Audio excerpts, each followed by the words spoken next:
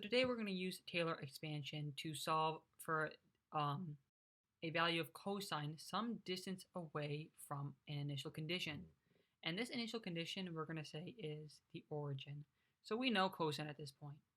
And we want to use that to solve for the cosine at a slightly different point. And that's going to be this point right here. So this is the goal. This is the goal. I'm going to double circle it for extra emphasis. And we want to note the x position, which is 0.2. Of cosine at x equals 0 is 1. So we want to use that to approximate the value at this point. And that if you Taylor expand this to infinity, you will get the exact value at this point. But we're not going to do that because that would take infinitely amount of time, infinitely long. And I don't have that kind of time. So let us start by first expanding cosine. And first we're going to do it in terms of variables, and then we're going to do it by plugging in cosine. So just expanding this equation up here, we're going to get, well, the 0, so n is 0, so this is just, this whole thing goes to 1, n factorial, note that 0 factorial is equal to 1,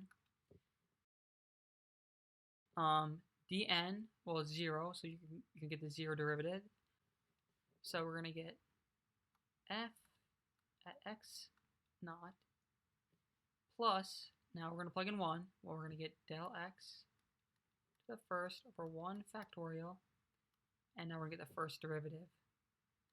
Prime at x equals 0. And then we're going to do now, the second and so on. X to the n over 2 factorial, f to prime x naught, and plus del x to the third over 3 factorial, f triple prime at x naught, plus del x to the fourth or 4 factorial, f quad to 0. So this is just here for reference, just so we don't make any dumb mistakes like I always do. We're going to do, well, f at x naught, we decided that x naught is going to be 0 because we know that value. So we're going to do f, or let's actually stick in our function is cosine.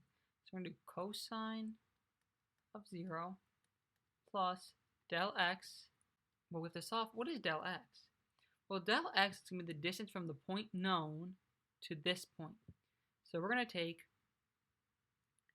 del x is going to be equal to, well, even looking here, our point is 2.2, and our original condition is 0. So we're going to get 0.2 minus 0, so we get del x equals 0.2.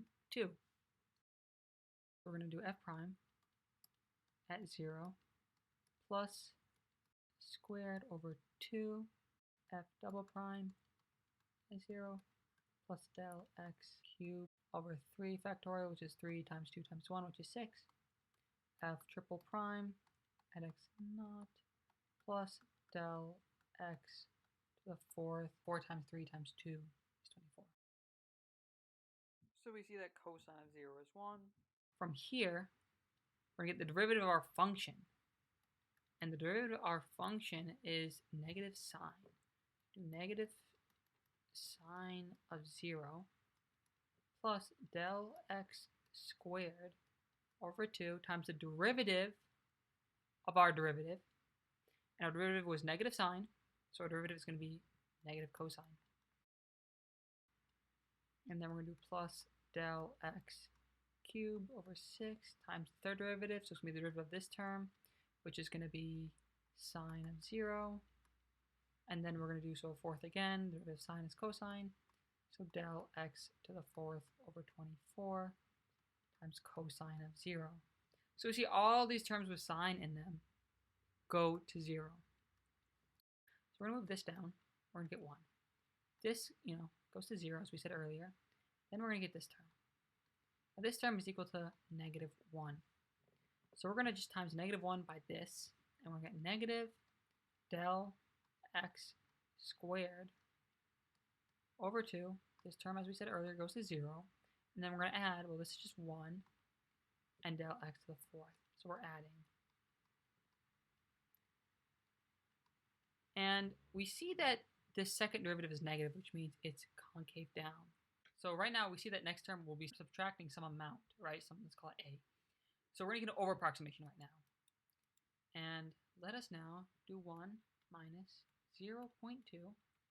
And that comes from this value where we solved earlier. squared plus 0.2 to the 4th over 24. And that's going to equal 1/2 times 0.04 plus 1 over 24 times 0.0016. We're going to stick this in a calculator, and I already did this. And we're going to look at the actual value of cosine. Oh, that's weird. Cosine of 0.2. I don't know if you can read that, but that's just cosine of 0.2. And this Taylor approximation value. We're going to see how close they are. So here's the actual value, and I have an advanced calculator. It will give you many sig figs. And we see that this is the value.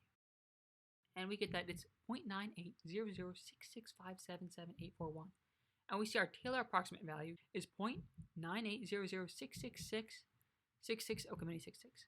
So we're going to see that right here, we have an over approximation compared to our value above.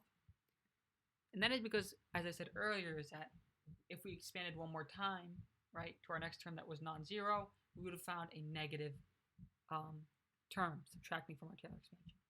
And I plotted these two values in the y-axis to see how close they actually are.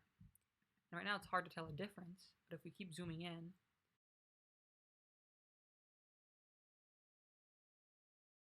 and look, we're already seeing a small discrepancy. But let's see what happens if we remove this first term and see how close we get. See, it's much, wow, it's a big difference. Look at that. It's almost noticeable. But let's see if we actually go out to our original axis. It's almost impossible to see. Anyways, that's enough for this video today, and I hope it was beneficial.